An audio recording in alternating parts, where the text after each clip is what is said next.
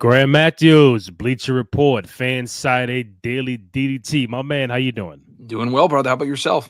I'm doing good, man. We're taping this live February 28th, Friday, the night before Elimination Chamber.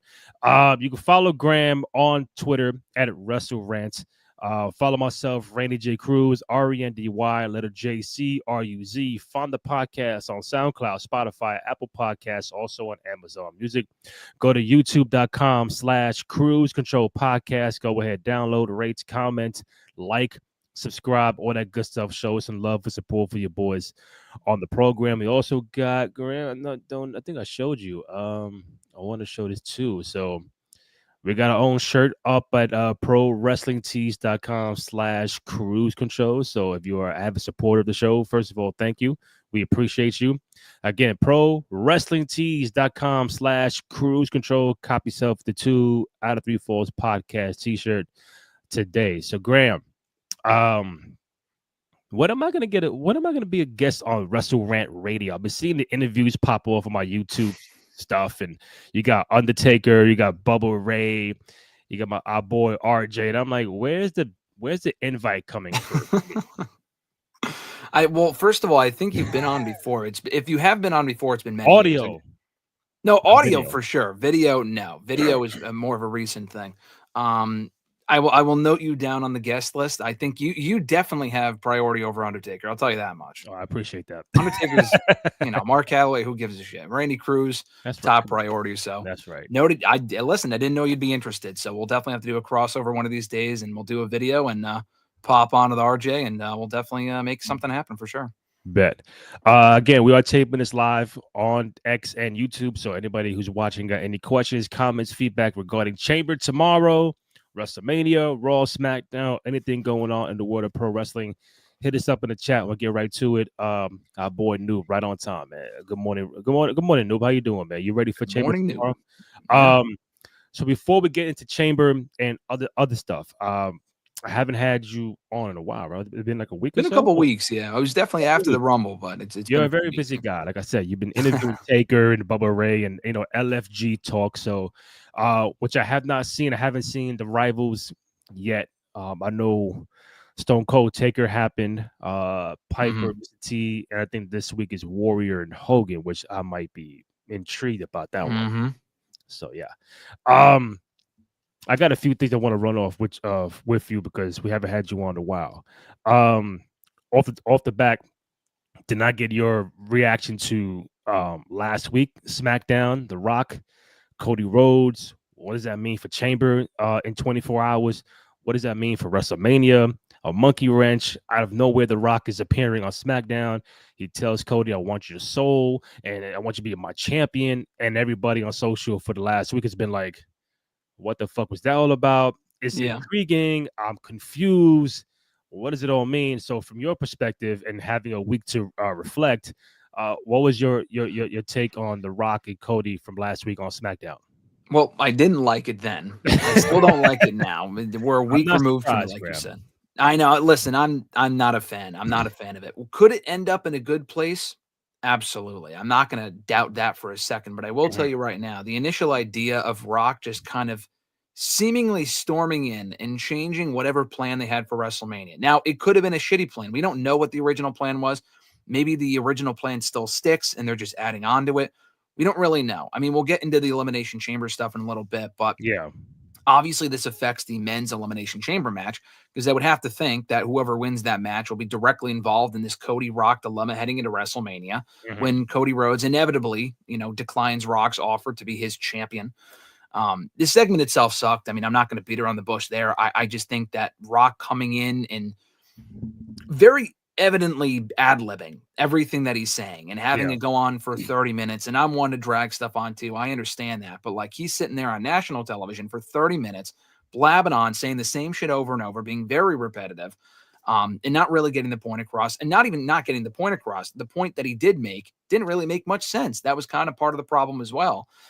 It's ultimately an angle that I don't really feel is necessary. I don't know if they're trying to replicate the success, quote unquote, of last year. I say quote unquote. I mean, it was obviously a success, but they could have avoided that mess in the first place by not, putting Rock in that position. And The very same thing happened last year when Rock came in, decided he wanted to work Roman when Cody clearly made sense after he had already won the Rumble. We'll still never really know officially what the original plan was, but it probably would have been garbage before they picked. And it added to the road to WrestleMania. This one, I mean, it could obviously add to the road to WrestleMania. I don't know if they freaked out and saw people complaining about the road to WrestleMania this year being so far underwhelming, which I don't personally agree with, but everyone's entitled to their opinion. Or if it's a case of Rock just coming in saying to himself, hey, listen, I can actually work Mania now. They didn't have that commitment a month or two ago when the Raw Netflix premiere happened. Yeah. You think that if they did have that commitment 2 months ago when the Raw Netflix premiere happened, they would have kicked off this angle then or a different angle or not had Cody Rhodes out there hugging The Rock and all this other sort of shit. So it really just doesn't make a whole lot of sense. But could it end up in an interesting place? Like I said, yes, it's really all about the execution though. Real quick, I'll tell you when we did it live, my boy Kenny and Terrence came on, and I think it was just Kenny, and we're like, okay, so I guess anything that's confusing or whatever at first is more like, all right, let me see where it goes. I'll give you benefit of the doubt and see, because one, it's like it came out of nowhere. The Rock is saying, oh, tomorrow I'm on SmackDown. All right, so now what we talk about? Then you see the promo with the watch. All right, so now he's going to aim for Cody Rhodes. And then all this about my champion. Is it a callback to the corporation back in the day? And Rock was a corporate champion under Vince. Is Rock trying to be Vince? And look at, is Cody going to be the Rock of 25 years ago? It was a lot. And I could say, yeah, I think we are in favor of a potential Cody heel turn coming up. It's just a matter of how you do it and when. But it's other factors like, all right, if you do this, where's Roman Reigns and what do you do with him for WrestleMania? Is The Rock even going to be in the ring for Mania? Is this a swerve to get Roman to come out? We just don't know. So we'll see what happens tonight on SmackDown and also and Chamber. But very interested, very intrigued. It's different. But like you said, Rock took his time. But and mind you, 5 minutes prior, he promoted WrestleMania 42 for New Orleans. Like a nice baby face pop. And yeah. And go back to the final boss. And then and 2 hours later, he goes in the press conference and the verbiage is like, hey, my character this and my character that. And me and Cody had some drinks after the show. And it's like, okay, Rock, are you supposed to be telling? I don't get saying that? Like, are you, when you watch that, are you more like, hey, Rock, you just did this on live TV, and now you're telling the world that what you did 2 hours ago is like, doesn't mean shit now? Yeah, that doesn't really bother me as much because I feel like I'd be just complaining or I'd be hypocritical because a lot of these press conferences that they do, that one was obviously completely abrupt to really just kind of delve into WrestleMania being in New Orleans. That was the whole point of the press conference after SmackDown with The Rock. It's not like anyone else was out there. But I complain a lot about, being at these press conferences and what they do at these press conferences where it's largely in character and you get nothing of news value from that sort of thing. Sometimes it can be entertaining. Most of the time, it's just a complete waste of time. So he was out of character, which I appreciated. He didn't get asked a lot of questions about the Cody thing. It was a lot of WrestleMania-centric stuff, which I get. It was local media in New Orleans. I understand that. So the breaking of kayfabe doesn't really bother me because it's not like anyone's watching that expecting him to continue to be an asshole or be the final boss character. So that didn't really bother me. But the inconsistency of what we're seeing on the show, though, does bother me. Everything you said before that about how, he was beating up Cody in the ring, a bloodied up Cody in the ring a year ago on Raw. And then he comes out the night after WrestleMania. He pins Cody Rhodes at WrestleMania Night 1, by the way. Yes. On the night after WrestleMania on Raw, he says, I'm coming for that championship, whether you're holding it or not, which he obviously was always going to be. When I come back, I want that belt. Now he's back a year later, and he doesn't want the belt. He wants Cody with the belt as his champion, and he's also acting like a heel, even though a month ago he was a babyface and NXT was the final boss. It makes no fucking sense. They're clearly just giving him the ball to run with, to be like, all right, just do whatever you want because you're Dwayne The Rock Johnson. But it gets to a point where it's like, all right, you're giving him too much creative freedom because none of this shit makes any sense. I would think if Triple H or anyone else was actually telling him out there what to do, they would have had a better direction for where this is going, or at least more foresight or more advance notice that this was going to happen. Because clearly, as of right now, this is just coming completely out of nowhere, and I'm not a fan of it. So what's the percentage you give right now today, February 28th? We're still a little bit away from Mania, April 19th and 20th. The percentage you give right now of The Rock having a match in general at WrestleMania? I'll say probably 30%. I just don't Okay. think he's going to wrestle because who would he wrestle? Cody Rhodes. He's facing the winner of the Chamber. Now, could Rock put himself in the match? That's just fucking stupid. I would hope not. If they were going to do Cody and Rock, which I had said months ago, then that's fine. That's a match that Yeah. makes sense because they set it up a year ago. But Rock already clearly did not commit early enough. So they already went with the Chamber winner facing Cody instead. Very likely John Cena, but we'll get to that later on. They're not doing Cody and Rock. And we're not going down this road of, Cody and Rock night one and then Cody and Yeah. no. We're not doing that shit again. We did it last year. Even last year, I wasn't a fan of it, but they executed it well. Cody wrestling another back-to-back 2 main events. That's just overkill. That's fucking stupid again. Do not do that again. And I don't think it's going to happen anyway. I think Rock's going to have a presence at the pay-per-view. I would find it very hard to believe if they're doing this storyline now and he doesn't play some sort of a role at that show.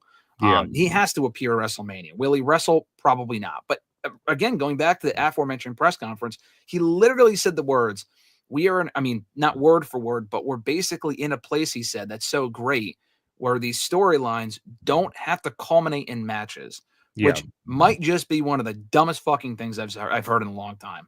I mean, that is ridiculous. And I mean, yes, you can further a storyline without having a match. Ergo Elimination Chamber this weekend, they're having a segment and they're not having a match. I get that. But to do this storyline and never get Cody versus Rock one-on-one would be dumb. And it's not the same thing as Vince versus Stone Cold because they had a match. They had many matches against each other, actually. Vince actually got in the fucking ring for all of his faults. Rock did get in the ring a year ago, pinned Cody, and Cody's never going to get that win back, and Cody beating his surrogate doesn't really make up for that. So that's ridiculous to me. So no, I do not see Rock wrestling a Mania. Could he have a quick match like a Eric Rowan type thing at 32? Sure, but I just don't see that happening. Oh boy. Noob is saying 20%. You're saying 30. Rock, he's saying 20%. I was going to say 25. I'll be a little more generous. Because my thing is if you were going down the road for Rock and Roman Reigns, just go down that path. Don't go through the Cody, then get to Roman. It's like if you're aiming for Roman and get this match over with, why include Cody in the first place when the winner of Chamber has to go against Cody Rhodes? And it just again, it's weird, it's crazy. I'm intrigued, but it's like The Rock just won't do because what of scheduling. He's not available April 29th, 20th and 19th, or like, you know what, it's not my time. I'm gonna come back and do it in fucking New Orleans against Cody or Roman, because this is going the year. It's going to be 2 years by next year. 38, 39, 40, 41. So let's say the last 4 years have been like the rumored Rock and Roman angle, and it ain't it's not happening. No, for whatever reason. And it can't be scheduling, because if a guy like Cena is wiping out his whole yearly schedule, like you mentioned before, and he's making the time, even though we haven't seen Cena in a hot minute. Yeah, hopefully he'll be back full time after this Elimination Chamber. Like, come on, bro, you gotta pull up and do a promo or something. But anyway, so we'll see what happens with that angle tomorrow at Chamber. Real quick, rumor I've been seeing on social. SmackDown 3 hours. People are not really happy about SmackDown being 3 hours. People internally a strong dislike.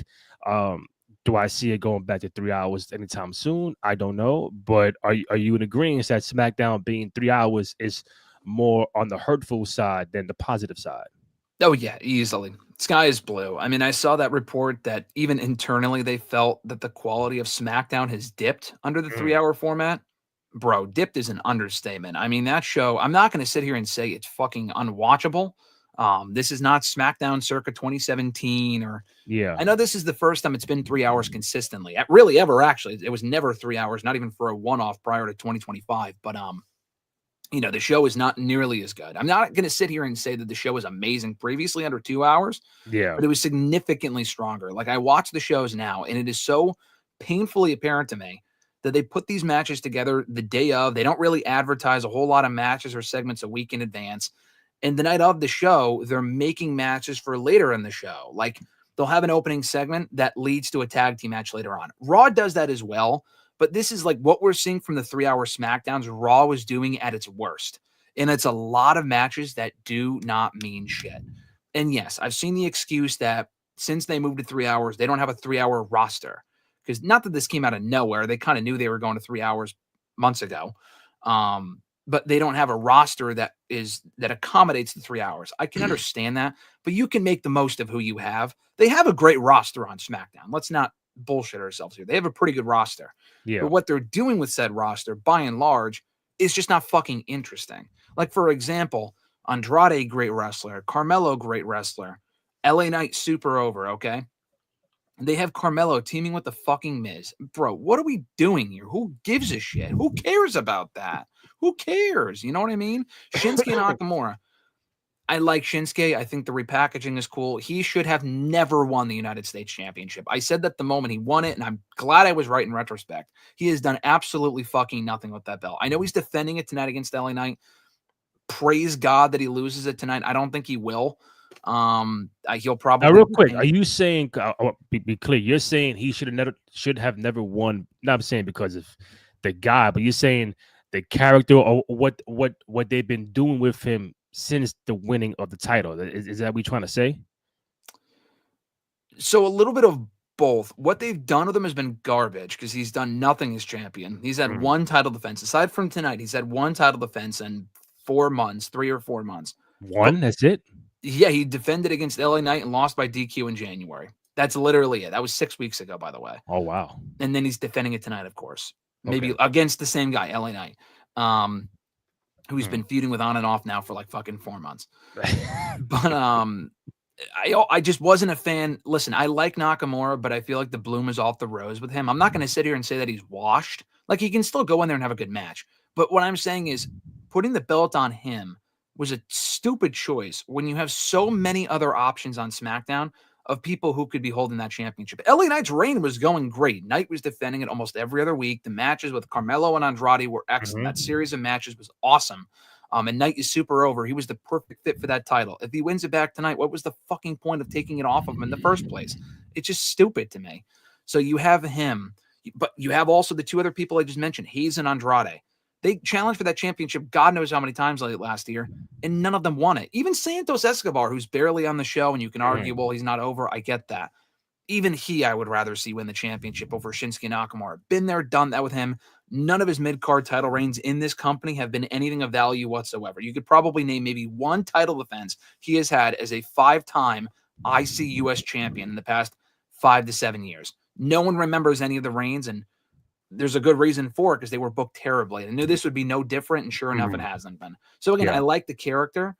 I just don't think he should have won the championship. He's basically just a stepping stone at this point anyways, Nakamura. He's in there to put other people over. Why are we putting a fucking belt on this guy when you have other options that make more sense? I don't like Miz teaming up with Carmelo. Yeah, I think you and Graham are in the same boat. I think it was hold on, I saw R-Truth out there. R-Truth was with who? Yeah, it was R-Truth and LA Knight. Listen, I like R-Truth, but again, another one where like, yeah, people like R-Truth, and he was super over a year ago, but he had that great story with Judgment Day. It culminated. It ended. Move on. There's no reason to have R-Truth on the show wrestling with fucking LA Knight when you have other people that do not even sniff television time. Like, that just doesn't make sense to me. Or at least use these people to get other people over. Yeah. What else we got here, Graham? I read somewhere that the rumor, I think WrestleVotes put out the fact that there could be a multi-man match for the Intercontinental Championship at WrestleMania, with obviously Braun Breaker defending the IC title, but in a multi-man. Are you in favor of a multi-man IC title match at Mania, or do you think it should be a one-on-one with Breaker and somebody else? I swear I didn't wake up on the wrong side of the bed this morning, but I'm going to poo-poo on this idea. I don't mean to sound negative all episode long. I'm sure there's going to come something that I praise, but I also fucking hate this idea. I prefer straight-up singles matches, and I also don't like that idea. Again, it's not really the idea itself, because the match itself would be awesome. I'm not denying that. Like, obviously, if you put the rumor... Depends on who's in the multi-man match, right? Well, Braun, AJ Styles probably. Okay. Dom, Finn, they've teased. Penta. Logan Paul, perhaps. That's 6 people right there. There's other people in the Raw mid-card you could put in there. That match would be fucking sick. But here's the thing, though, and also a ladder match. Listen, dude, you have to think like big picture here. The SmackDown Tag Team title feud they're doing right now with Motor City Machine Guns, DIY, and Profits. At this point, that's got to culminate in Mania. Like, that's been going on for so long, and those are 3 great teams. You culminate that, in my opinion, not even in a ladder match, which we've seen every year now at Mania for fucking years. And it's like the obligatory Money in the Bank ladder match just without the briefcase. Yeah. But that you would do, in my opinion, as a TLC match, okay? Because we have not had a TLC match on this main roster, Raw or SmackDown, in over 5 years since they got rid of the TLC pay-per-view. Little trivia note for you. So I would do that for the tag titles. My point is, if you're going to do that, I would prefer that stipulation be reserved for those guys and those teams than given to a random IC title feud that you instead could just do a singles match with. Why would you just throw 6? I mean, I know why. They want as many people on the card as possible, but you do Braun Breaker against either AJ one-on-one or Penta one-on-one. That's it. Not him and Dom, which we just saw on Monday. Him and Finn Balor, who fucking cares? At this point, I could not give 2 shits about Finn Balor. The guy loses all the fucking time. Who cares? I would rather have Braun defend against either one of those or Sheamus. Sheamus is another option too, but he's lost so many times. Again, Sheamus? Yeah. I mean, I wouldn't run that back personally, but at this point, Sheamus has already lost so many times. He's probably not going to win it anytime soon, but I could be wrong. It would be a great moment if he won it at Mania. I just don't. He just resigned for 5 years. He doesn't have to win it right now. Yeah. My point is, you could do Braun and Penta and then have AJ face Logan Paul one-on-one. You could do Braun and AJ and have Penta team with Rey Mysterio against the New Day. A lot of different directions you can go in here.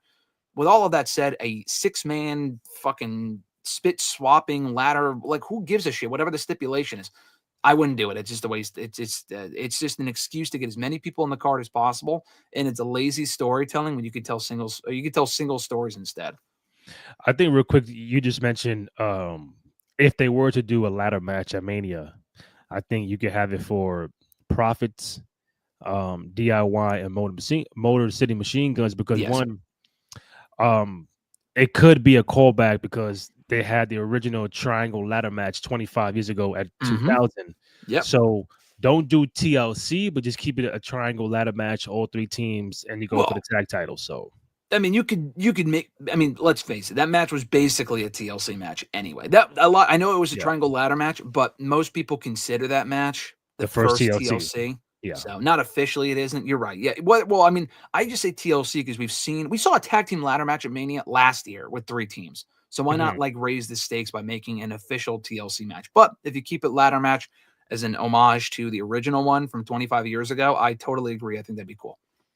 Am I bugging? Did I see something from you on Twitter during the week about AJ and something about him leaving or some rumor or something, some shit like that? Am I bugging? Yeah, so that's not an official rumor. I was just going off of people, what I saw in my timeline about AJ going to another company, going to AEW.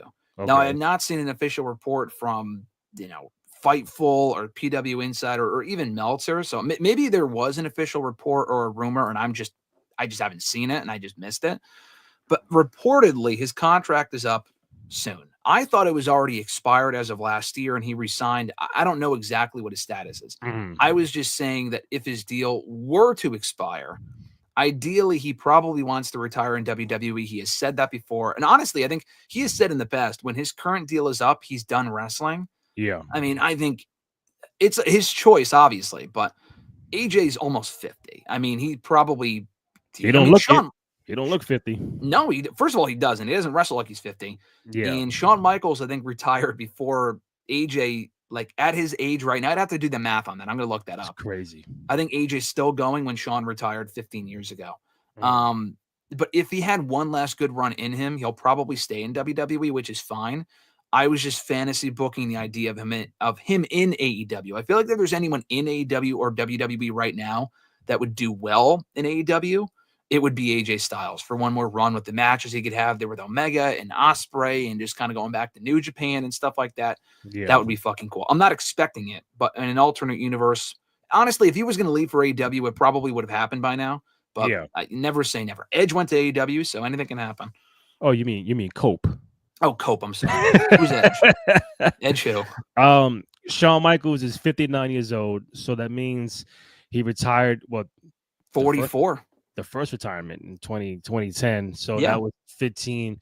Well, So what? 44. And AJ's what, 48 or something? Let's see. He doesn't. His birthday is the same as mine, in June 2nd. So I know it's birthday. He's 47, turning 48 this year. Wow. And That's you might, crazy. if you first look at him, you might think he's early 40s. Not 47. No, for sure. That's crazy. Yeah, that's nuts. Wow. You mentioned PWI earlier. So Randy Orton's gonna join on the European tour and I think be back for WrestleMania. I think that's, us as fantasy bookers have been saying Orton and KO for WrestleMania. Yeah. We do have Sammy and KO in Toronto for Chamber. I don't think they'll run it back at WrestleMania. I think that'll end that Chamber. I mean, if we are writing the book, we have Orton appear tomorrow at Chamber and then start that feud up with Kevin Owens. And before we get to Chamber and stuff like that, so some very interesting. I hope you want to see it, but you probably see everything. Sports Illustrated. Yeah, I saw this. Yeah, they give out the top there. This is their list. Yeah. Hold up. Matter of fact, real quick before that, because it's a smaller list. Top 50 WrestleMania matches are being posted by the WWE. Yes. We are only at 49 now. So the only two they've been showcasing are Cody and Seth from 38. Mm-hmm. At 50 and 49 is Triple H and Sting. Yes. I don't know what else. I can give you a few I know will be on, but did I think Hunter and Sting will be in the top 50? If you ask me first glance, I'd be like, no. I think that's probably more matches better than that. But it's a very early list. What do you make of the first two so far? Well, of the WWE list, Yeah. listen, people take this too seriously, I think, because they just do it for content. They're just posting these in the build up to WrestleMania. They're posting a full match every day on their YouTube channel. Yeah. Whoever is putting together this list is some fucking intern of the company just posting content. Like they're just labeling it, the top 50 greatest matches. You might see some random bullshit on there. I'm just telling you right now, like it's not going to be anything super significant until we get to like the top 10, and people will bullshit. If my math is not wrong, so if they're doing 51 per day, then by the time you get to number one, that's not WrestleMania time, right? Is it? I think Mania is in like 50 days. How many? So you got March coming up. That's 31. Then by the time, you're right. By the time WrestleMania comes, it'll be number one, number two, number three. There's exactly 50 days until WrestleMania as of today, until night one, and then that's whatever. So yeah, that makes sense. It's a very, very smart intern right there. Well, I mean, obviously, what they do, whoever's in charge of their media department probably said, "Hey, this is what we're gonna do." Just put together a fucking list of just random matches and label them the greatest 50. It's not like a hard list that they all probably worked on together. They don't give a shit. And honestly, they might even do something completely drastic, like what they already have. Because I've already seen people upset. Oh, in what universe is Triple H versus Sting better than Cody and Seth at WrestleMania? And Sting should have won, which we all agree. Well, I mean, 10 years later, we could still agree on that. Absolutely. Yeah. But they probably will do this. Like they will probably have Triple H and Randy Orton from WrestleMania 25 at like fucking 30 or something. Like I'm just thinking, they won't maybe do this, but like Jerry Lawler and Michael Cole, they'll probably put that one on there. I could see them putting some bullshit match, like a Brock and Roman from Mania 38 or Mania 34. Not the first one that was great. The other two that weren't as good. They'll probably put one of those matches on there, specifically the WrestleMania 38 one, because it was champion versus champion. Do I think that's top 50 matches in Mania history? Fuck no, obviously not. It's probably top 50 worst. I think 31 might get in. 31 should be on there, absolutely, specifically for the cash-in too. But I'm saying that they do this shit on purpose to get you, to get me, to get us, to get everyone talking about it, and then they will complain about it, and then they'll go watch the videos. That is what they do. They have done that since the beginning of time. It won't work on me. I mean, we're talking about it right now, but I won't get upset about it because it's like, who gives a shit? Yeah. In the Sports Illustrated one, we'll get to too. Yeah. Hold on. So, what's up, guys? What's up, man? Everything good? Let me see. So yeah, we'll see what that list is gonna compile with. It's funny you mentioned 10 years since WrestleMania 31 is crazy. It's Like it crazy. don't seem like a long time ago. Like WrestleMania 31 is 10 years. The cash in, the main event, a really good card. Yep. I'm like, damn, son, 2015 is crazy. 10 That is years, bro. crazy. Yeah. That's nuts. You look at Roman Reigns then to what he is now. It's like, who the fuck is that guy? Yeah. It's a complete transformation for Roman in 10 years. That still stands out as one of the best. And that might be still my favorite Mania. I'd have to really think about it, but and I didn't even Why? go to that. I've been to a lot of Mania since then. That might still be my favorite. Why would 31 be your favorite? The main event is great. Sting and Triple H is not a great wrestling match, but I think as an attraction, it was fun. Sting's only WrestleMania match and the like NWO and DX coming out there, it was a fucking mess, bro. But it was fun. It was Yeah. a fun mess. Let's put it. I wouldn't be in my top 50 matches in WrestleMania history, but it was fun. Hmm. So I like that about it. Rollins and Orton is one of my favorite WrestleMania matches. Period. Honestly, in the undercard, I love that match. I think that's Yeah. an really underrated WrestleMania match because it gets overshadowed by Rollins cashing in later on. The opening ladder match with Daniel Bryan winning the IC title was excellent. Cena and Rusev was a fine match, but Cena winning the U.S. Championship was what kicked off the U.S. Open. The Ronda Rousey segment on that show was great in a hot crowd. Bray Wyatt and Undertaker was a fun, like, attraction match. Taker looked a lot better there than he did a year earlier against Brock. So, yeah, I can remember a lot more about that Mania and enjoyed a lot more. It just felt like a complete card where they had a great, like, car crasher match, a great wrestling match, a great attraction match, excellent main event, shocking surprises, big title changes. Had a little bit of everything. So, yeah, I really, really like WrestleMania 31. And obviously, this is pre 2-night WrestleMania. So Yeah. for the It was official card, not the dark matches, not the pre shit, the official card, 7 matches for WrestleMania 31. And well, that's not counting the cash-in, right?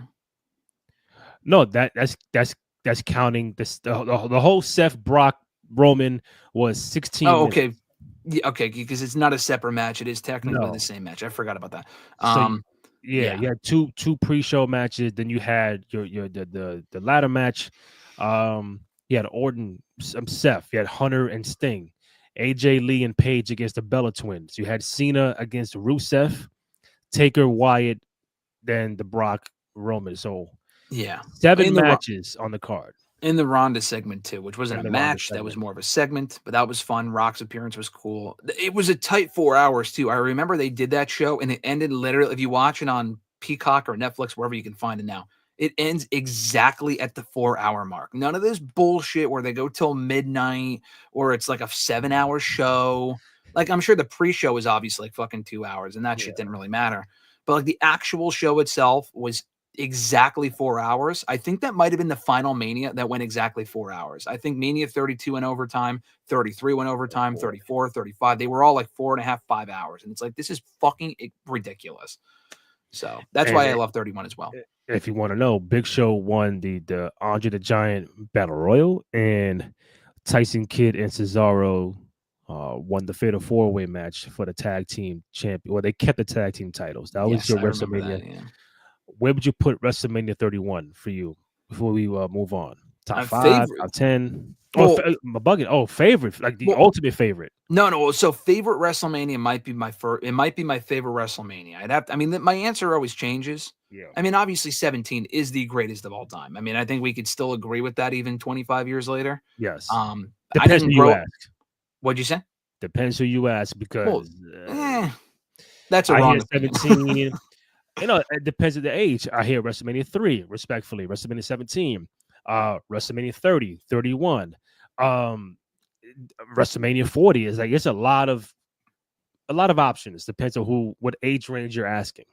I guess, but listen, I was gonna say, I did not grow up in 2001 as a wrestling fan. I was not watching until many years later. I have no emotional attachment to that show.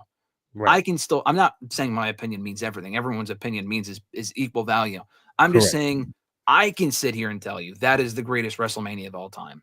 And I've gone back and watched it enough times to confidently tell you that. And I say Mania 31 had a little bit of everything. Honestly, to me, that's the recipe for like a great WrestleMania, when you have a little bit of everything and like different moments and matches that stand out. Like 17 also had a little bit of everything. It was the culmination of the Attitude Era, an amazing crowd, a great main event, a lot of other different stuff going on. That's still, to me, the best of all time. 31 honestly might be in the top 5 of all time, or 30. And 30 is tough because 30 didn't have as strong of a card as 31, but it had some better moments. Like the streak being broken is obviously one of the biggest moments of all time, but the match itself with Brock and Taker sucked. Like, it's not a great match at all. Cena and Wyatt, I think, is weaker than Cena and Rusev, but like Wyatt's entrance at Mania 30 was incredible. It's one of the greatest of all time. The main event was excellent. I would put the Mania 31 main event over the WrestleMania 30 main event, but the WrestleMania Daniel Bryan title win might be bigger than Rollins' title win, just because the whole WrestleMania thing. The opening segment with Rock, Hogan, and Stone Cold, one of the greatest openings in WrestleMania history. So it's difficult to say. I still put 31 over 30, but I know people that would put 30 over 31. Either way, I think those are in the top 5. I know you said people might still say 3. 3 has the biggest main event in WrestleMania history. The actual show, aside from Steamboat and Savage, obviously, it does not hold up as like a great, worthwhile WrestleMania to me. I mean, it came up, it was 30, 40 years ago. I mean, I get it. Yeah. So I understand that. And 40 was a great one. And there's been some great ones in recent years. Honestly, we are currently on one of the best stretches of WrestleMania, probably of all time. That's another hot take, I'll tell you too. 37 was pretty good. 38 was excellent. 39 was excellent overall. And 40 was excellent overall. Honestly, you'd probably would have to go back to like the early 2000s for like the last great stretch of Manias, with probably like 2000 was not a great 17, 18, 19, 20 and 21 probably, yeah. And then 22 and 23 are also very good. So, yeah, that was probably the last great stretch of Manias. 25 was like the first weak one in many, many years. Yeah. Like I would be fair before I move on to the last 2 points.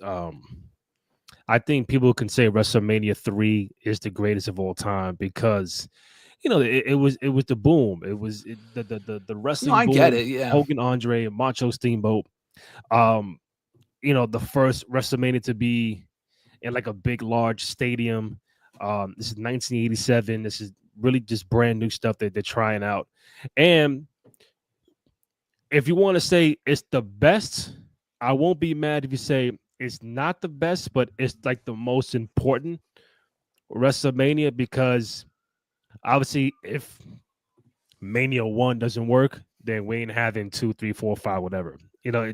That's a very important Mania. But in 1987, when you have two of the biggest people on planet Earth, Hogan and Andre, the match was like, but it's the moment of the body slam that makes it, oh shit, Hogan slam Andre. Yeah. Like, oh, boom. Probably the best Mania moment of all time for sure.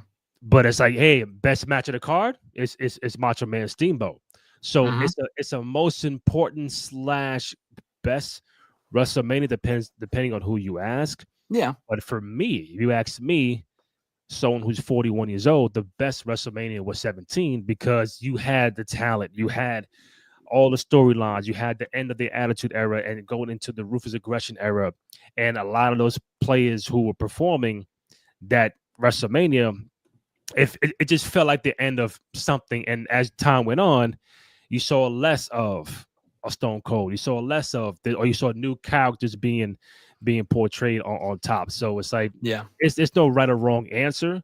I think 31 is on very high on the list. It's just a matter of where you put it. But if you got number 1, I can't argue with you.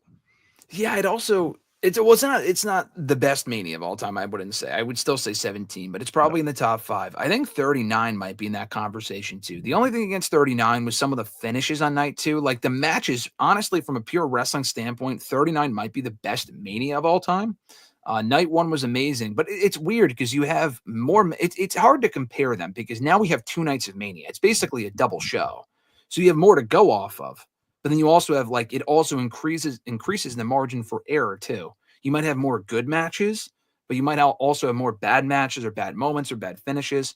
So it's kind of tough to compare them when you have 8 or 9 hours compared to a 3 hour, like WrestleMania 17, I think was a 3 hour show. I mean, it's a lot different. But yeah, I would 17's in there, 31, probably 39 or 40. I'd have to really think about it. I got an interesting question that I think it's never been asked on this show or any podcast. I think it's a cool because it's sports related. WrestleMania, hold up, 40 minute mark. WrestleMania 2 nights began at 36. So anything from 36 after is gonna be 2 nights. Before 36 is 1 night. So if a Graham Matthews or a fan is saying, hey, I think WrestleMania 39, 38, 40 is the best WrestleMania, and correlating to football, where Saquon Barkley could have broken the all-time rushing record in 1 year over Eric Dickerson, but in the NFL, you get one more extra game to play.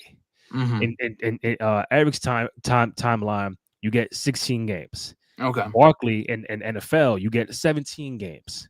So if someone says, hey, the greatest WrestleMania is 37, 38, 39, or 40, does it feel like, hey, I get it, but you're getting like another night of matches on the card? Like, do you feel it gets penalized that it can't be the greatest because it's 2 nights compared to the other 35 that did it in 1 night? Yeah, I understand your point. I would, I mean, you have to put an asterisk next to it, but it doesn't completely invalidate it. I mean, it's still WrestleMania. You know, true. I know it's just longer. I mean, that's also like saying it's not the same thing, but it's also like saying you can't compare, let's say WrestleMania 32. That's one of the worst WrestleManias. But I'm just saying you can't compare that one to like WrestleMania 3, which was like a 2.5 hour show because it's twice as long. So it's like you have more to go off of. I mean, it's still bad show is a bad show. Yeah, there's more, but like I said before, although it's hard to include it because it's 2 nights compared to 1 night. WrestleMania 17, here's another question. What would that have looked like as a 2-night show? Would it still be the greatest of all time? I don't know. I don't think it would have been. I think it's a better show because it's shorter and you have less filler. There's an interesting question for you. I don't think you get as strong of a show if it's 2 nights, but it depends. It depends on who's booking it. It depends on the roster. You know, it depends on the storylines. You get more filler. Like I could look at each of the manias from the last 5 years and tell you, okay, I would have taken this out. I would have taken that out. If it was only 1 night, you're taking out a lot of the bullshit.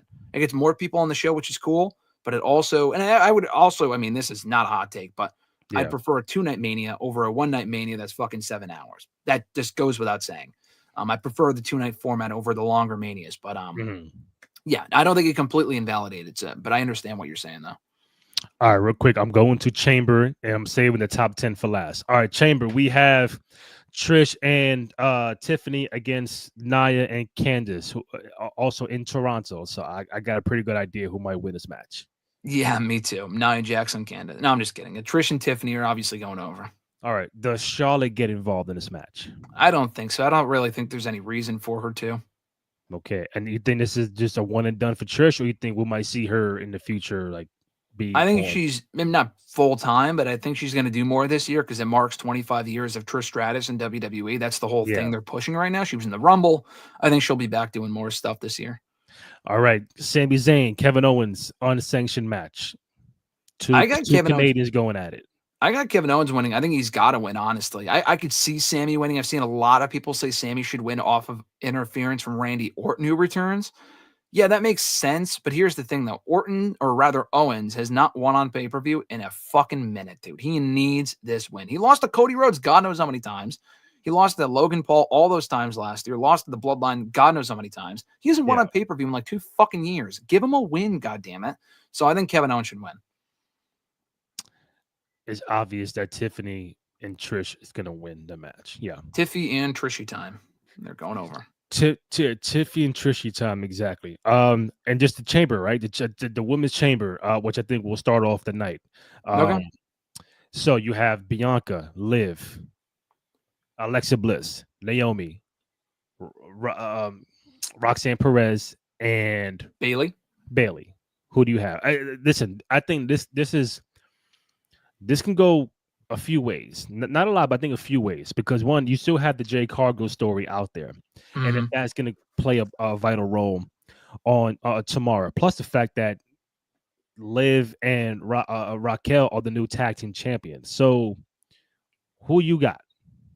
I have Bianca winning. I know she's still involved in the Jade stuff. I think doing Bianca and Rhea at Mania, honestly, even though Mania is still 2 months away, would feel rushed because they have not teased towards it at all recently. That just kind of feels not random, but I don't know. I would have done Rhea and Io at Mania. I feel like that would have been better, but they're doing it on Raw next week instead, so whatever. But Rhea and Bianca is still an amazing match. I think Bianca's going to win. Naomi's not fucking winning. I think Naomi will be the one who attacked Jade. They can kind of branch off and do their own storyline. Again, Bianca not being involved in that is weird to me. Maybe she'll pull double duty. I don't know. Liv, been there, done that. No thanks. Alexa Bliss, that's not really a WrestleMania worthy match to me. She can go off and do other stuff. Glad to see her back though. And Bayley and Roxanne kind of cancel each other out because I think they're going to continue their own feud on the Raw roster or NXT or whatever. So, yeah, I think Bianca's going to win. Hey, don't push Liv to the side like that. She's a 3-time tag team champion, by the way, the most ever in company history, by the way. So let's show respect to Liv Morgan, all right? Well, I mean, you didn't ask about it, but the match on Raw this week was excellent. I was going to say that as well. I thought they had an amazing, a fantastic main event on Raw this week with Liv and Raquel becoming tag team champions. Well, congrats. She should win here. Also, so we got Bianca. So we got going for Bianca and Rhea at Mania. Which, listen, we haven't seen much of Rhea since she won the title. Yeah, yeah. And the same for Cody. It's like, again, I don't want to be the Cody's guy. Doing shit. Rhea's not really doing much. He's doing shit, but like, listen, back in my day, I'll be that guy. Back in my day, if you were champion, at least you would still having matches on a Raw before SmackDown got created. You were still on Raw doing little matches, and it's like I feel like once you win the big title, they put you on ice and say, "Hey, we're gonna save you for 2-3 months." It's like it's not just Rhea, it's not just Cody, it's Roman, it's Brock, it's a lot of people. So it's like, well, Cody, to be fair, I mean, if you look it up, he has wrestled on SmackDown a few times this year. He has done a couple tag matches. He faced Carmelo maybe about a month or two ago. He has had matches. Rhea, I will give you, is not really. I think she beat Liv. She beat Nia Jax at Saturday Night's main event. She, moreover than anyone, barely fucking wrestles on Raw, and I think she should wrestle more. Oh, Rhea, right? Rhea, yeah. But Cody, I think, they've done a better job with that recently. KO needs to win. I would, to be fair, I'm going Tiffy Trish. I'll go with Bianca 1A, 1B. If I had to pick a 1B, Alexa Bliss, probably. Liv Morgan, come on. Tag champion. Definitely no. Bianca is winning. I know it's rushed, but it'll be a fun. Now, the question is Bianca going to walk in? Again, we don't know who the culprit is for Jade. Yep. Do you think it's Bianca? Do you think it's Naomi? Do you think it's somebody else? I think it's Jade. All right, I'm sorry, Jade. She attacked herself. No, I think it's Naomi who attacked Jade. I think it should be Naomi. Listen, ideally, Bianca going heel would have been great, but that's just not going to happen right now. I just don't see that happening. I think it's Naomi, and she hasn't been heel in like a fucking decade. So I mean that's cool too. And they can get some storyline support out of that. Well, Bianca goes on to do her own thing.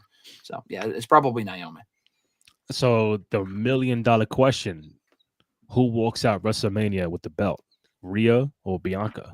That is a better question because honestly, I can go either way. Bianca, they're still, I think they've still told the story in recent years that since joining the main roster 5 years ago, she is undefeated at WrestleMania. Technically, she's not because she was in the WrestleMania Women's Battle Royal, I think in 2018. And she lost a battle royal, are we, Graham? No, I'm just saying technically she's not undefeated. Yeah. But as a main roster superstar, she won at 37, 8, 9, and 40. She's 4-0 at WrestleMania. Singles matches, tag team matches, whatever. And main event match, by the way. Yes, against Sasha Banks, correct. She has beaten 2 of the 4 horsewomen at Mania. Yeah, 2 of the 4 horsewomen. And Rhea Ripley has beaten 2 as well at WrestleMania. Neither have beaten Bayley at WrestleMania. But yeah, I would certainly say that what was I even talking about? Oh, Bianca, Rhea walking out champion. I'll go Bianca. Rhea doesn't really need another lengthy reign. I'll go Bianca winning. But she's on SmackDown. I don't know. We can figure that out at the time. Yeah. I'll go Bianca. All right, so we're both going Bianca. Men's side. This is the tricky part. Logan Paul, John Cena, CM Punk, Drew McIntyre, Damian Priest, and Seth freaking Rollins. Winner gets Cody Rhodes at WrestleMania. As far as we know now, it's only 6 people. We don't know if they're gonna add somebody of a certain stature to the match. But if it is those six guys, I've been saying for weeks it's got to be either Punk or Cena. Um, I saw last night on my timeline that it was rumored that Drew McIntyre might be the guy walking out Chamber as the winner. And everybody was in a fucking uproar because one, it's Drew McIntyre. Two, why would somebody spoil it? I don't know if it's true or not. People say shit all the time. But who do you have winning? And if it does end up being Drew McIntyre, would you be totally upset that it's Drew and Cody Rhodes at WrestleMania? No, I'd actually be in favor of that, to be honest with you. One, because I think he could absolutely join The The Rock. Rock? McIntyre being the corporate champion would be cool. He was already the chosen one under Vince 15 years ago, so there's a story there. Correct. Cody and Drew was a fresh match. Drew beat Cody about a year ago on Raw. He was the last person to pin Cody Rhodes in a singles match. One of the only people to have beaten Cody since Cody came back to the company.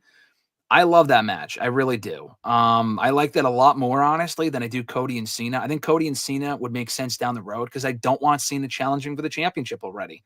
And if they do that, I mean, he can lose, Cena can, but I don't know. I don't love that match at Mania this year. So, no, I would love Drew. My personal pick is Punk. I'm sticking with Cena. I still feel like they want to go with Cena and Cody at Mania. Drew is a dark horse. I prefer Punk. But McIntyre is an awesome pick, though. So I would be totally fine with that if that actually happened. Logan Paul's not winning. Damian Priest is not winning. And who else is in that match? Seth Rollins, also a dark horse, but I think that match would be great. But I don't really want Rollins. If Rollins wins, he would probably have to turn heel to join The Rock. We already saw him with the Authority fucking 10 years ago. I feel like that'd just be lazy. So I'm going to go Punk. Cena's winning, but I want Punk, but I'd be cool with McIntyre. Because it brings a domino effect. Let's say you put Drew against Cody at Mania. All right. Do you do Roman and Seth at Mania? What do you do with John Cena? What do you do with CM Punk? So the rumor has been Seth, Punk, and Roman in a triple threat. Let's say you do that. Cena does what? Logan Paul? Yeah. Or Drew. If Drew doesn't win, you can do Drew and Cena. You could do Cena and Logan Paul. I think those are the top two options, yeah. And I'm fine with either one of those matches. Because Cena should win that match. Honestly, probably Logan Paul. It depends on who's winning the Chamber and who's siding with The Rock. And McIntyre should win, but I'm going with either Punk or Cena. I'm still going Punk or Cena because I'm just thinking optically. WrestleMania, Vegas, Cody Rhodes, and it's like on the other side. You want a big I was just field. thinking that, yeah. It's got to be the marquees. Cody Rhodes, John Cena. Oh, shit, crazy. Cody Rhodes, CM Punk. Oh, shit, crazy. I like Drew, but if you have one side, Uso and Gunther for the World Heavyweight Championship, and on this side is Cody and Drew, it's like, like, especially if because if you do that, Graham, that if it's Cody and Drew, does that even main event WrestleMania? Cody and Drew, of course. I mean, honestly, I think there's a better chance that Uso and Gunther doesn't main event WrestleMania. I've been having those. I think that's not a main event to me. I'm sorry. I mean, if they do it, that's fine because you could. I honestly, I would rather go Rhea and Bianca as the main event over that because the match isn't going to be that good. The moment will be great, and I'm glad they're doing the match. I've said this before. I'm not mad that Uso won the Rumble at all. To me, that's just not a WrestleMania main event. If they do main event, what'd you say? It'd be crazy if that happens. I mean, Jey Uso will be a 2-time WrestleMania main eventer, and CM Punk would be 0. But the crowd would be off the camera, eating all night. Like that's the moment you want to have. But it's like, well, yeah, I know. To be fair, though, at the same time, I know it was a one-night Mania, but like Bryan and Kofi was the best thing at Mania 35. That didn't headline the show. The women did. And that was a history-making thing. That made more sense. Yeah, I think Triple H and Batista and their classic went on after. They did, yeah. They were Bryan and Kofi was in the middle of the show. Yo, I have not seen that match again. I haven't I watched the back about 5 years ago. It wasn't was it wasn't good? great. It wasn't that great. It wasn't awful, but I mean, what did you expect? They're both like fucking 50 at that point, you know? But that was one of your favorite WrestleManias because the travel from MetLife that was terrible. That is the worst. I say it all the time. I sound like a broken record. The worst experience I have ever had at any event, and not even wrestling event, leaving an event ever. It was miserable. I did not get back until 4 o'clock in the morning. I was stuck in the rain. The transit was terrible. Yeah. I have PTSD from that to the point where I am scared to go to SummerSlam this year at MetLife. But this time I'm probably just going to drive there. I'm not going to take the fucking transit. I'll probably just drive. So avoid that shit show. Do we see Roman at the Chamber? Possible. I mean, so we have to remember Rollins took him out at Royal Rumble. So this is why I don't think Rollins is winning the Chamber either, because why wouldn't you do Roman and Rollins at WrestleMania? Now, I've seen the rumors, Roman, Rollins, and Punk. That's the other thing. I was going to go back to what you said a second ago. You said, would Cody and Drew main event? That's a great main event. Doesn't main event over Punk, Rollins, and Roman, which is an infinitely bigger match. That feels like the title match, and Cody and Drew does not. I'm sorry. It's a bigger match by name, but it's for nothing. Like you tell me, hey, the winner is a contender. Okay, but if it's for nothing, then I know. That's what I'm saying. It's ass backwards booking, which is why I would probably put Punk in the title match. Yeah. Roman and Rollins have their own match. They should have their own match. I don't really think Punk needs to get involved in that. I think Punk is already, he beat Rollins already. Him and Roman, you can wait on him and Roman until down the road.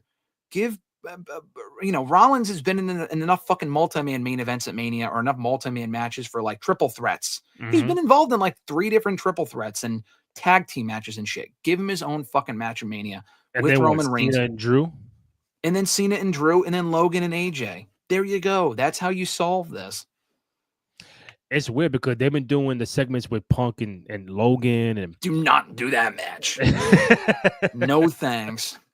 Not a WrestleMania. I think they're doing that on purpose to throw you off there. They've done a really good job of that because everyone thought like Punk was going to run the Rumble. No one thought Uso was going to win the Rumble. They do certain stuff like that for a reason to make you think. And they also threw out reports. Oh yeah, Gunther might face John Cena at Mania or might face fucking this guy or that guy. They're not doing that. Clearly. Goldberg. Logan Paul and Gunther, dude. They teased that a couple times. Mm-hmm. And people thought there was a chance that we get that at Mania. Thank God we're not. Goldberg, I think, is still going to happen. It just won't be a Mania. That's right.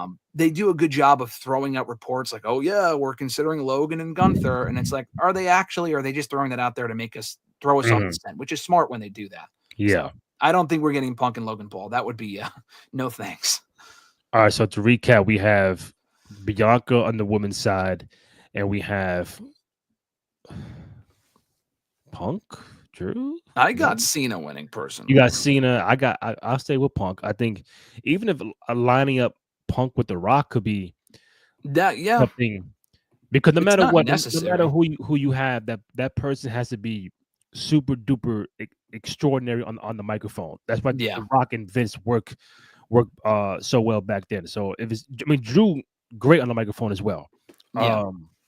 Do I see Cena and The Rock lining up? I mean, it's I don't. Is it impossible? No, I don't think Cena turns heel. No, now. Because Cena's desperate.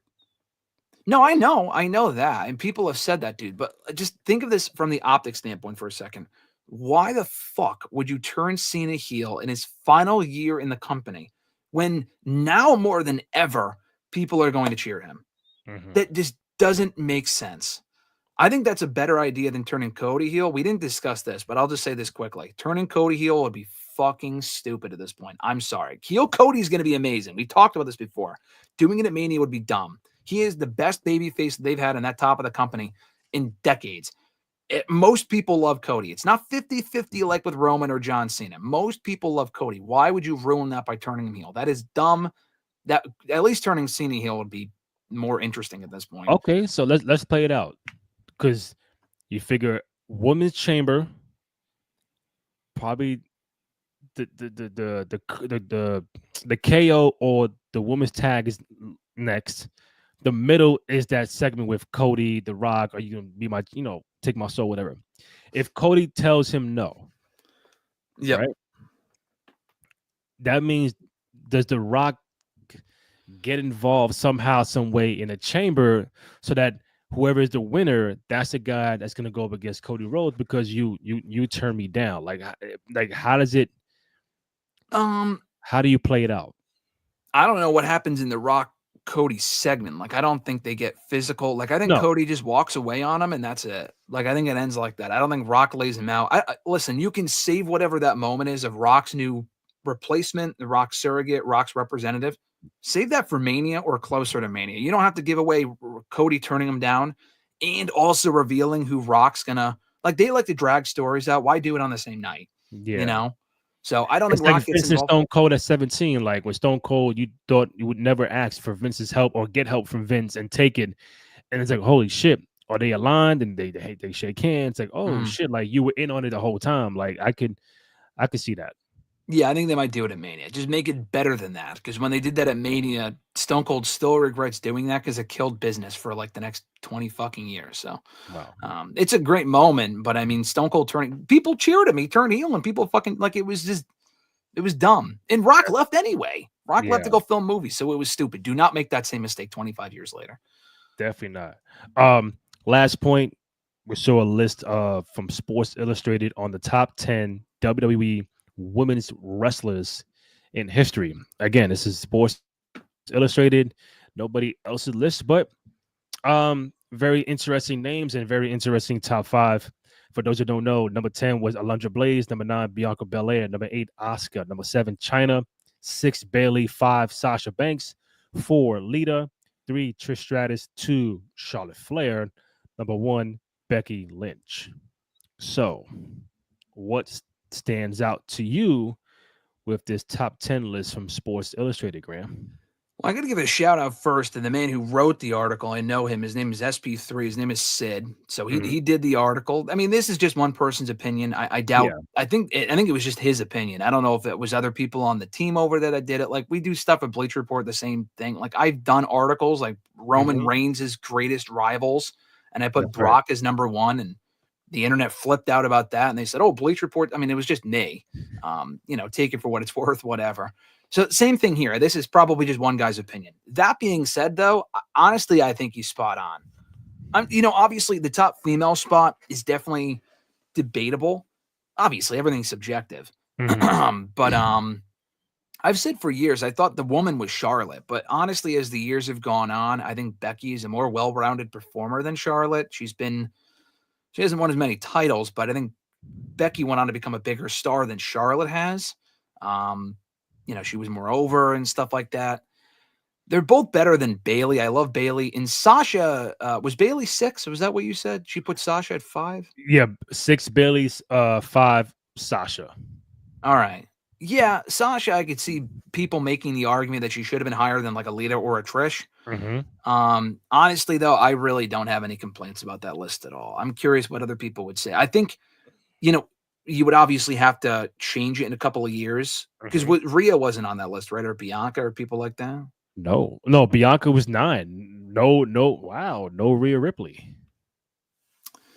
Wow, that's interesting. I mean, I'd have to read his reasoning, but because I think it's too soon to say either of them. Honestly, like they've both been around on the main roster for the same period of time. Right? Like how would Bianca get on and not Rhea? No, I agree. Who was 10 again? Alundra Blaze. Would you replace Rhea with? Replace Alundra with Rhea? Yeah, probably. I mean, Rhea's been around a lot longer. She's been way more successful. Alundra Blaze she's a pioneer for women's wrestling. Yeah. But Rhea, we were talking about greatest in WWE history. Rhea was around a lot longer than Alundra Blaze was. She's had better matches overall. She's been in major storylines, way more over. I mean, if you want to put Bianca over Rhea, that's fine, but I would still put Rhea. I mean, I guess that would be one nitpick. I would put Rhea on there over Alundra Blaze, but he probably didn't want to include all current, more recent talent. He probably wanted to put in someone from the past because you're not going to put on, like I had seen him talking to someone about his decision to not put on Mae Young or Fabulous Moolah. Yeah. No. Fabulous Moolah, first of all, was fucking terrible. And she's also a terrible person. I get she was a champion for 40 fucking years. Wow. She doesn't deserve to be on that list, and he was right to not include her. People like that, like China being on there makes sense. Yeah. I think the whole list honestly makes sense. I think that's a very good list. I would probably just put Rhea in there over Alundra Blaze, but I get why he did that though. So I think the only potential argument, aside from Rhea not being on this, is shocking. Yeah, she's still younger though, so I kind of get it. I'm just surprised that Bianca would be on there before Rhea, but at the same time though, I could maybe see it from his standpoint that Bianca headlined a Mania, Rhea didn't, and Bianca being, a black female performer. I mean, I guess obviously Sasha is as well. Yeah. But Bianca made more history, had better runs as champion. That's probably his reasoning, I would think. I don't know. I mean, listen, it's subjective, depends on who you ask. Charlotte could be one, Becky could be two, but this list has Becky one and Charlotte two. You mentioned, like you said, Becky was more over than Charlotte. Is that because of that era with the man and Ronda Rousey and how she just totally flipped her character? So we're saying that Charlotte Flair has not had that aura of like the man like Becky had, because Becky was number one on top of the world during that time frame. Becky 2 belts, main event at WrestleMania. It could have been her and just Ronda at 35, but Vince added Charlotte to the mix. I mean, and that was a very impactful era. Yeah, for not only for Becky but for women's wrestling. Does that trump the resume and the accolades that Charlotte Flair has? Yeah, a little bit, but at the same time, it's more like that's a reason. But like, it's not just that era though. I'm not going to say just that era gives her the edge over Charlotte. I mean, Becky did not just peak and then like go back to down being like before she was the man, she was like mid-card women's wrestler. I don't even know if she would be on the top 10. She was always great. She would probably be in lower top 10, but like she was eclipsed by all the other 4 horsewomen who had way more accolades, were bigger stars, including in NXT. Becky wasn't NXT Women's Champion until like a year or two ago. Becky was always like the lesser of the 4. And then the man thing happened. But not only did the man thing happen, she maintained that popularity. She reached that next level and stayed there. She was champion for a year. The only reason why she gave it up was because she was pregnant. And then she was gone for a year and a half, came back, immediately won the belt, and had a very good heel run in the months that followed. A great series of matches with Bianca, who she put over at WrestleMania that year. She put over again at SummerSlam. A lot of great matches from Becky. And then Becky goes babyface again. She's gone for a little while. She gets hurt. She goes babyface again. 2023, she didn't really feel overly important, but she had that great cage match with Trish Stratus in 2023. A great run as NXT Women's Champion for as short as it was. Winning the Women's World Championship last year, albeit briefly. The great Mania match with Rhea Ripley last year, putting her over as well. Charlotte's put over a lot of people. A lot of people complain about Charlotte. I get it. Charlotte has had great matches, a lot of great matches, a lot of great moments, including at WrestleMania, main eventing WrestleMania, and a lot of title wins. I would probably put Becky's title reigns over Charlotte's because Charlotte has had more reigns, but a lot of them were forgettable and brief. So that's one thing. Another thing is, in addition to the man thing being bigger than anything Charlotte did, Becky's had much, much better character evolution and character development. Face, heel, knocked it out of the park every time. Charlotte has largely been the same character for a fucking decade. And even after she was gone for over a year just recently, people still did not want to see her. I mean, I think Charlotte's great. I'm excited for Charlotte and Tiffany at WrestleMania. But she's basically the same character. Her mic skills are also weaker than probably everyone on that list. Sasha's mic skills are not great, but Charlotte's promos are pretty fucking abysmal usually. At least they've become very repetitive. So I would honestly agree with Becky as being the best female women's wrestling performer of all time. Asuka was entertaining. Have anyone seen her tweets yesterday? No, I don't even follow Asuka. I know what he's talking about, but that actually just reminded me. Was Asuka on the list that you mentioned? Number 8. Oh, okay, never mind. Yeah, Asuka belongs on the list, so that makes sense. Okay. Charlotte Flair lacks character development. You just mentioned that. Asuka, Bayley, and Sasha had changed their characters, but Charlotte didn't. You know me, big big Charlotte Flair fan over here. So it's a give and take. Obviously, you know who my number one is. Sasha Banks. That's right, the boss. And then I get that, and I the boss. understand that. Like, I could be mad Sasha's not, but it's longevity. It's about the accolades, the title reigns, and I get all that. I'd probably put her above Lita. Honestly, I'd probably put Sasha above Lita. Yeah. Lita was not. I mean, I guess she was there for about 5 years. She was there for a while. Yeah. I don't know. And I think, like, not to go back, I just really feel like the impact of the man and what that turned into. Once she turned heel against Charlotte Flair, and then the crowd just really went apeshit for her. And to your point, the character development of like, oh, she can do it. The microphone, she has the badass kind of. She was just the female Stone Cold for a very, very hot minute. Like, oh shit, badass leather jacket, talking that shit on the microphone. And then the whole Ronda thing, which again, it should have been her and Ronda at WrestleMania main event. Adding Charlotte was, I didn't mind it. I think it added a different flavor to it.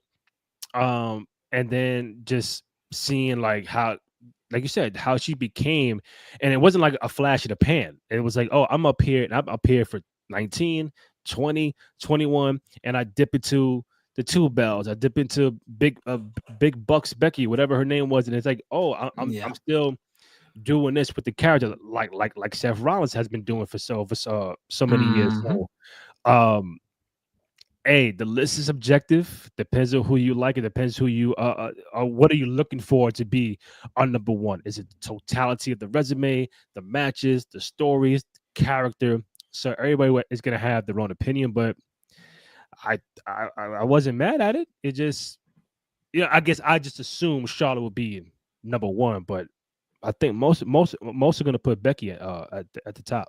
Honestly, if you asked me 2-3 years ago, I would have said Charlotte.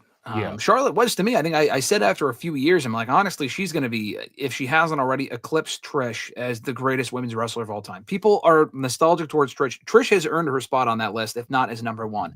But Charlotte has had way better matches and just has had more of an impact in that division longer term as far as elevating the women and stuff. That's just, that you can't deny. So I think Charlotte has eclipsed Trish, in my opinion. That might be more of a hot take, but I think Becky then eclipsed Charlotte with everything she's done in the past 2 years. Also, I mean, I guess Becky's been gone too. I was going to say Charlotte has missed a lot of time in recent years, but Becky has too. She got pregnant. She was injured for a few months. She's been gone now for almost a year. So she's also been gone too.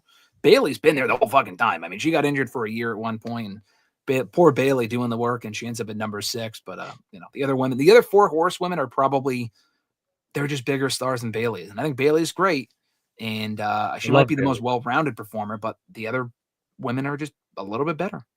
Yeah. Did Becky ever, before I wrap up, going back to this had to be what? When did she come back and beat Bianca in 10 seconds? SummerSlam 2021. That would have been. And as a fan, when Becky did that, were you more like, oh shit, like, because Bianca just beat Sasha at Mania? Yes, the champion. Were you a fan of the quick match? Because obviously Bianca and Becky, 2 big names. That should be a big build. That's a WrestleMania match, and you finally get it at a SummerSlam, and boom, it's done in 12 seconds. No, I was pissed. I was there. I was pissed. I was happy Becky was back, but it went from everyone being happy that Becky was back because that was her big return, and it was supposed to be Sasha and Bianca that night. I don't know if Becky was always going to come back that show or soon after, but Sasha had COVID or something. We never really found out what happened with her. So she had to pull out that show or a couple days before, and they replaced her as a surprise with Becky. So everyone was pumped. Oh shit, Becky's back. But then she beat her in 20 seconds. And it's not like she cheated to beat her. She literally hit a move or two and beat her fucking clean. I mean, that was dumb. I maintain that was really stupid. The way they did it, I wasn't a fan of. They could have had more of a match or had her and she became a heel after that. But they didn't really make that obvious that night. It was very confusing. So I'm still not a fan of that angle, but to be fair though, they did make it worth it, or at least somewhat worth it, by having Bianca beat her eventually decisively in that great match at WrestleMania 38. So at least they came back to it and they completed the story as opposed to Becky just burying Bianca and then never going back to it at all. Last point, going back to the men's chamber match. Only person that I think would have that Stone Cold effect from WrestleMania 17 would be John Cena. So, as you mentioned earlier, what kind of impact could it be? Like, oh, like you just said, I can't see John Cena turning heel now after 20 plus years. He would never do it. But I think Cena it'd just being be dumb. but Cena being so desperate. I mean, Cena wins Chamber clean, and he's clean, good going to WrestleMania, and then somehow, some way, The Rock does help him to a degree to win because he's desperate. It's I want my 17th title reign. I ain't got that many more chances. It's WrestleMania. It's Cody Rhodes. I need help somehow, some way. And then The Rock is the Vince McMahon role, and Cena plays the Stone Cold role, which I could see it. I'm good for that. I'm down for that because even we're gonna get what the next 7 months or whatever with Cena until December. I don't mind. Hey, listen, I waited 20 years for you to turn heel. If I get it now, I know the promo's gonna be dope. Him and Cody gonna be sparring back and forth. He's better on the mic than Cody Rhodes, and I think getting Cody back in chase mode is better than Cody being at the top because this whole year run has not been all that great. I would disagree with that part. I would say it's been pretty good. I mean, that's I mean, people have shared that opinion. Well, you want to talk about that? The reign, the Cody's title. I'm not saying that it ain't Roman Reigns' title reign. It Roman was champion for 4 years. He's also been around more than Roman Reigns. Because Roman's the GOAT. That's why. Anyway, as far as the Cena thing goes, you know what? It would have the same effect. It would have the same effect in that it would make no fucking sense. Yes, he's desperate. I get that. But I'll go back to what I said before, though. John Cena literally said the whole reason for this farewell tour is to go to every city one last time and say farewell to those fans. Okay. Why would you do that as a heel? People aren't going to boo him. That's stupid. People didn't boo Stone Cold. They're not going to boo John Cena. Why would you turn him heel now when you didn't do it for the last 20 fucking years? You don't think if John Cena turned heel at Mania that people won't buy a ticket to see a heel John Cena at a Raw, SmackDown, PLE, or whatever the case? They're going to buy tickets anyway. Say what? They're going to buy tickets anyway. It will not. I'm telling you, it will not help business at all. I think they will already be doing well because John Cena is an attraction, a face, heel, whatever. And you can then also make the argument, okay, then it doesn't matter, so why not just turn him heel? I'm just going to tell you this right now. Here's another thing. John Cena does not need a sustained world title reign, a lengthy title reign. He in the ring at this point is fucking washed. He is. I mean, at this point, he's not going in there and having great wrestling matches. I don't want him as champion for even 4 months.